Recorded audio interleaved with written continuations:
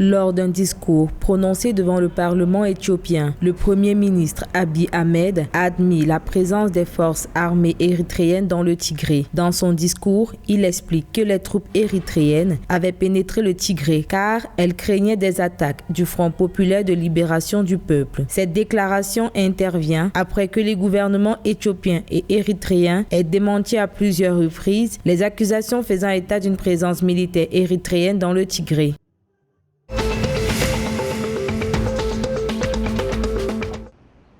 Le Soudan a dévoilé une initiative émiratie visant à mettre fin aux tensions frontalières entre l'Éthiopie et à parvenir à un accord sur le barrage de la Renaissance. Tandis que les relations entre l'Éthiopie et le Soudan sont tendues en raison du différend frontalier sur la région de Fashaka, l'Éthiopie, le Soudan et l'Égypte n'ont toujours pas réussi à parvenir à un accord sur le processus de remplissage et d'exploitation du barrage de la Renaissance, ceci après 9 ans de négociations directes. À travers la tenue de cette réunion hebdomadaire, les Émirats arabes unis souhaitent servir de médiateurs entre le Soudan et l'Éthiopie sur la question des frontières et entre le Soudan, l'Égypte et l'Éthiopie sur la question du barrage.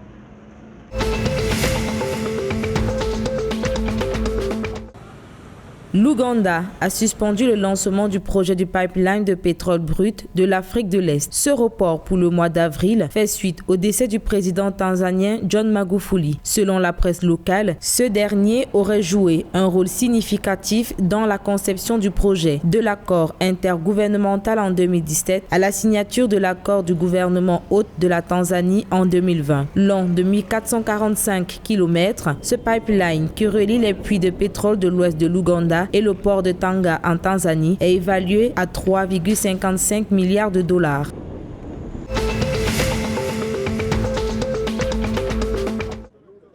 À la clôture de l'exercice financier de la Kenya Airways le 31 décembre 2020, la compagnie aérienne a annoncé des pertes financières évaluées à 36,2 milliards de shillings kenyans. Le déficit encouru est dû à l'impact de la pandémie de Covid-19 sur le transport aérien. Soulignons que cette perte, la plus importante de l'histoire de la compagnie, représente pratiquement le triple de celle enregistrée en 2019, établie à 13 milliards de shillings.